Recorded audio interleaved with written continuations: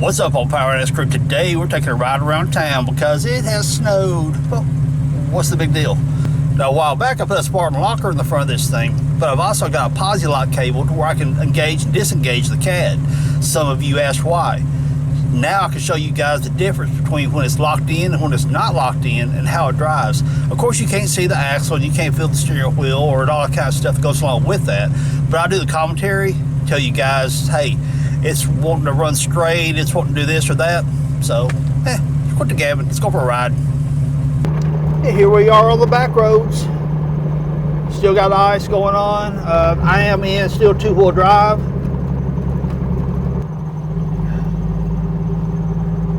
Now I've got my CAD locked in right now.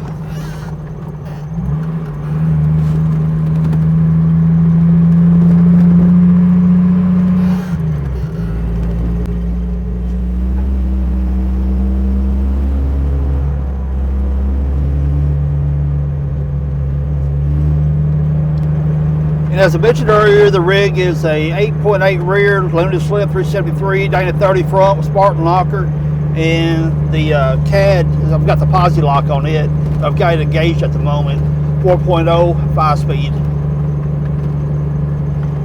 And right now she's driving fine. I've got the CAD engaged, but the four-wheel drive is not.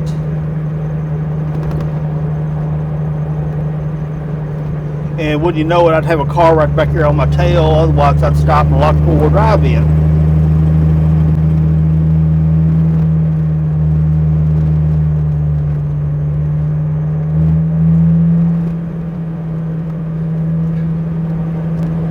Yeah, I know somebody's going to pop in and say, you can put it four-wheel drive while you're rolling. You really need to back it down a little bit, and I'm only running about 30, which will probably be okay, but I'm not going to do it. I'm just more cautious than that.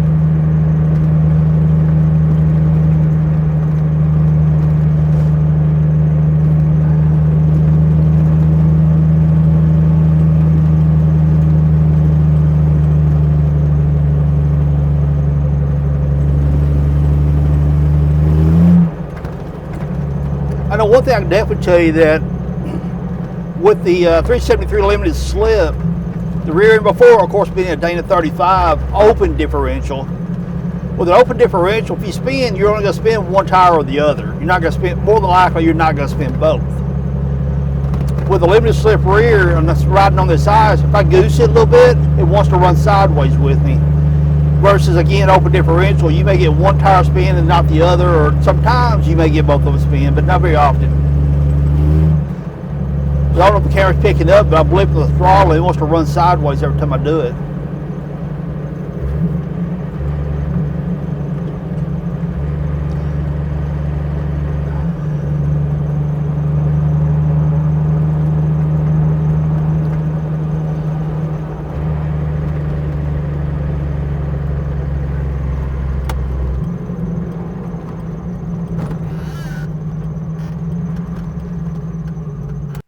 Now later in the video I mentioned about as you approach a turn, a corner, or anything like that, you come up onto the turn, back off the throttle, let your Jeep make the turn, wait till you're straight before you get back into the throttle.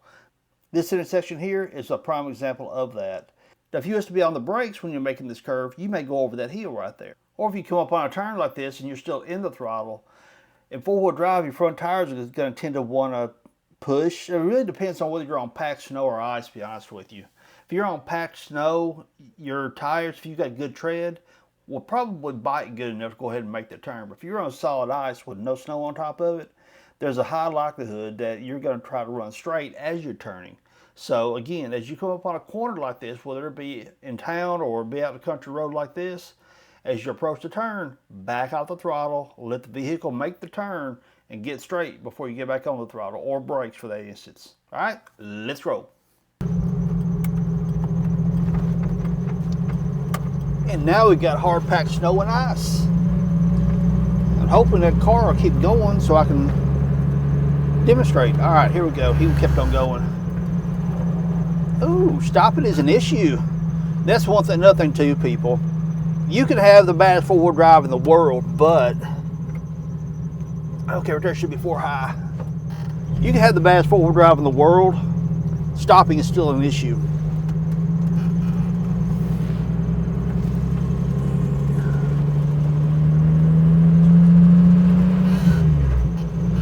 Okay, I'm in 4 high, CAD locked in, and with a Spartan front locker. And limited slip rear. It's like I just want to keep it, letting you guys know, build, so you guys can compare to what you may have.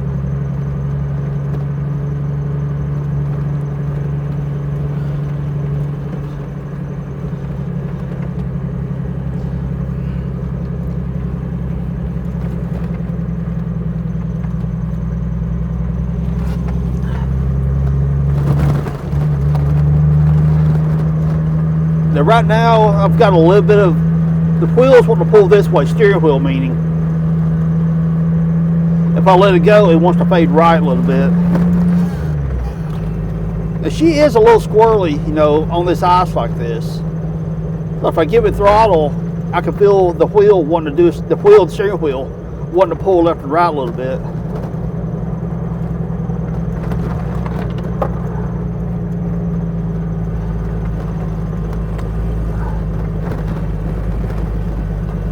Okay, pulling this hill, no problem. I need downshift. I'm in 4 high. And again, I can feel the steering wheel wanting to pull to the right.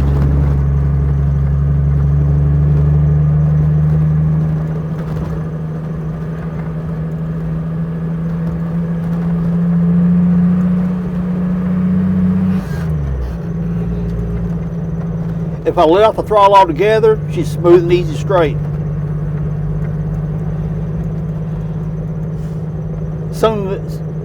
Some of you may notice the little light right there. The thing's cool, man.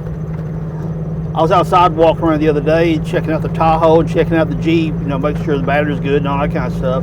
It was a little dark outside, so I just turned that sucker on. Here, I'll turn it on for you. See, it's pretty bright at night. It's handy. Right here, I'm on solid ice. I don't know if the camera's picking that up or not. There's no snow on top of this ice at all. There is a little bit of pavement between the ice.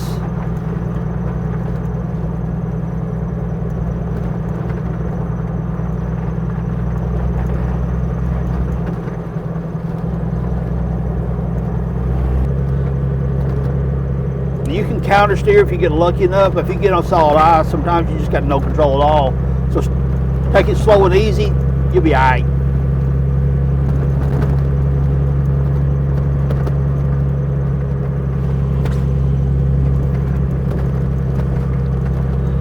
This property up here is where I deer hunt, and deer season's closed right now. Closed out last week before last, something like that. Watch me get up here, and that big buck I was chasing, watching me stand there saying, "Laha, you can't get me, you can't get me." Be by my luck. That's all right. I did stock the freezer, so we good. Okay, so we got a slight left right here. Well, it's kind of a medium left, I call it, I guess. All right, the front end's wanting to dance around because it's tracking in all this snow.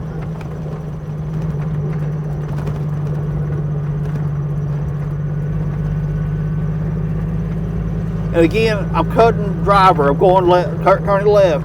I can feel the steering wheel wanting to pull right because I was into the throttle just a little bit. So having that locker engaged with the CAD, you do have a little bit of pull back and forth a little bit. It's not bad, totally controllable. But the big things on the Facebook groups and forums and stuff like that about how much difference the rigs drive with lockers locked in, with a Spartan locker in the front. Okay, I'm going to turn a hard right here, going into this, and I'm going to cut intentionally hard, see if it pushes. No, it did fine. But then again, I'm also on packed on snow, and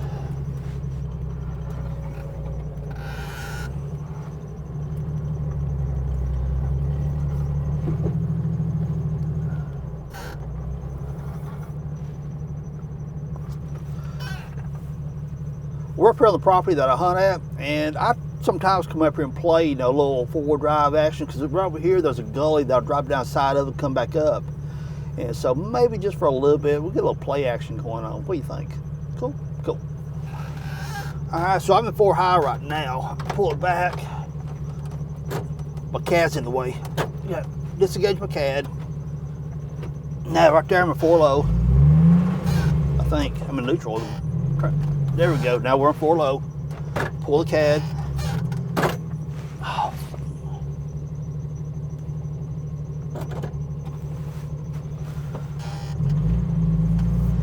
I hope we're locked in, because my damn cable just broke.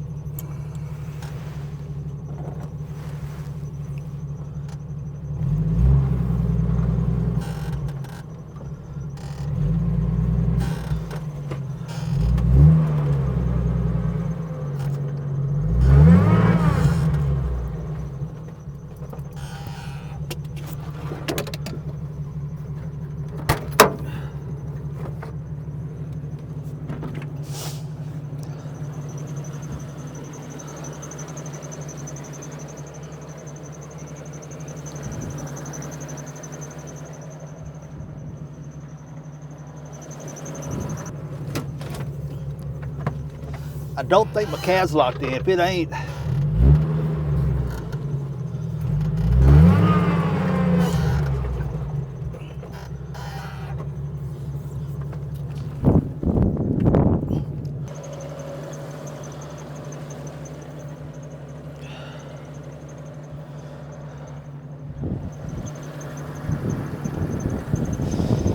we ain't playing. We got it 4 low, and you can see right there how the snow's kind of scrambled. That means that axle's pulling. But you come over here, follow the tire tracks. We got no scrambled snow or anything like that, which means the cad is disengaged. And the cable broke, which means I'm not playing, because I'm not laying in the snow to take that thing apart just to lock that thing in. So you know what else that means? I'm going to take that axle out, put an XJ axle in, do away with all that mess. No more cad system. Coming off this tire right here, you can see the scrambled snow, which means both rear tires are pulling. It's just this axle right here is not. Time to do the solid axle conversion. Video coming up. So I get up here to test out the locker, have a good time, and I broke my cable that engages my front axle, which means I've got, no, not 2-wheel drive, 3-wheel drive, but still not good enough to pull those heels over there. So if I can't pull those heels, what do? Might as well do some donuts. 4 high right there.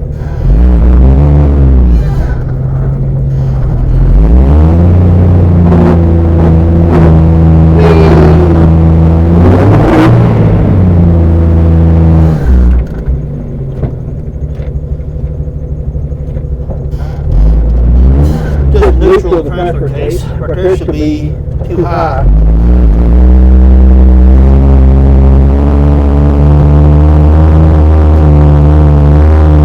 I think I'm doing donuts at a Jeep Wrangler.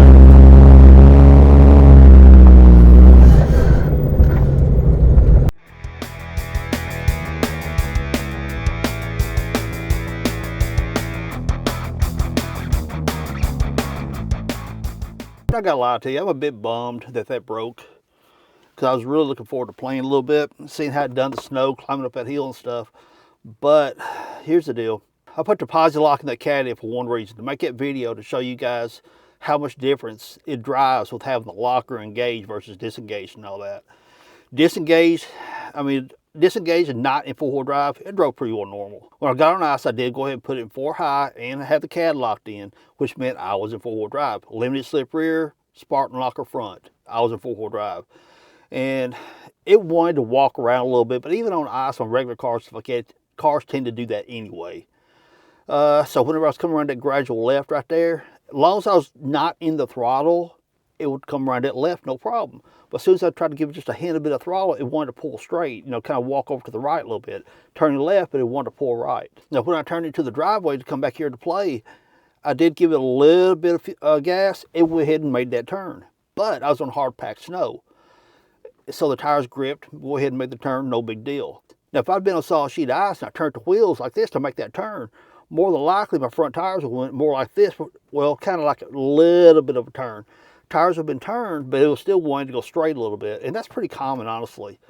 So the questions in the Facebook groups and the forums, stuff like that, is about how much difference these Jeeps, or even XJs, YJs, TJs, all those different ones, how much difference they drive with that front cad locked in or having a Spartan locker in the front. Yes, they are definitely different. It's not bad. It's totally manageable. So completely up to you whether you want to lock them or not. If you're going to go out wheeling anything whatsoever, climbing hills, rocks, trails, whatever, lock that front end. If you're going to install a locker, lock your front axle first before you do your rear. Because whenever you're going up and over obstacles, your front end pulls better than your rear end pushes over. Remember that. Now, I might have a little bit of a dilemma. As I leave out of here, there's a hill on the pavement that's covered nice. You got to go up the top of it and then cut left. Not having a front axle right now, or not having a locked front axle, I'm not sure how sure it's going to pull that. Now, there is the possibility with that locker in place that even with the cad not engaged, locking the passenger side axle, that driver's side might work, might pull. We'll see if I need it. So it's about to get dark out here. I didn't get to go play, and I'm fixed to head to the house. So my power out of screw, I hope this answers the questions about, hey, if I put a locker in my front axle, how much difference is it going to drive?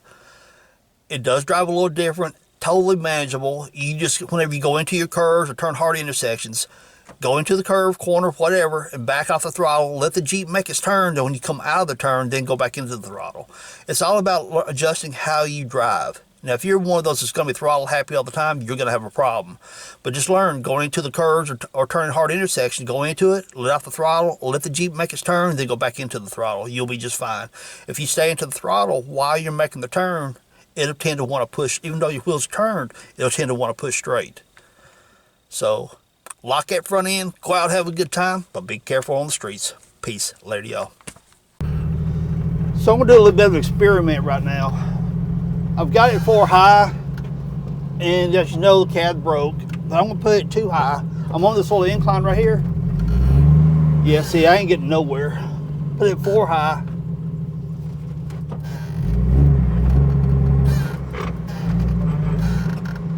Maybe it didn't lock in, try it again. I'm screwed.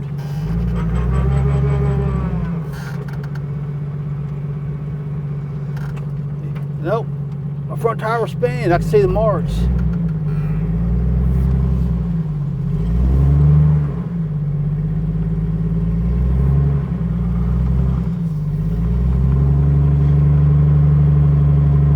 Come on, girl.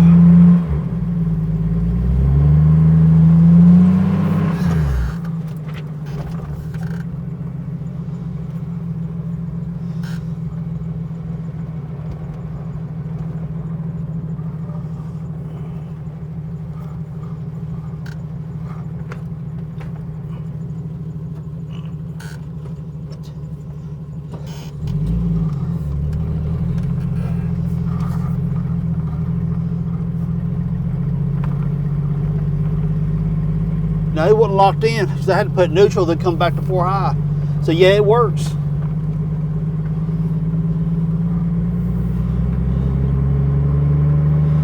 So I was still in two-wheel drive. Because when I backed up, I took the transfer case, pulled it back into neutral, then pushed it forward because it hit that gate and moved. So I'll turn on my interior light. That ain't helping none. Hope you guys see me a little better.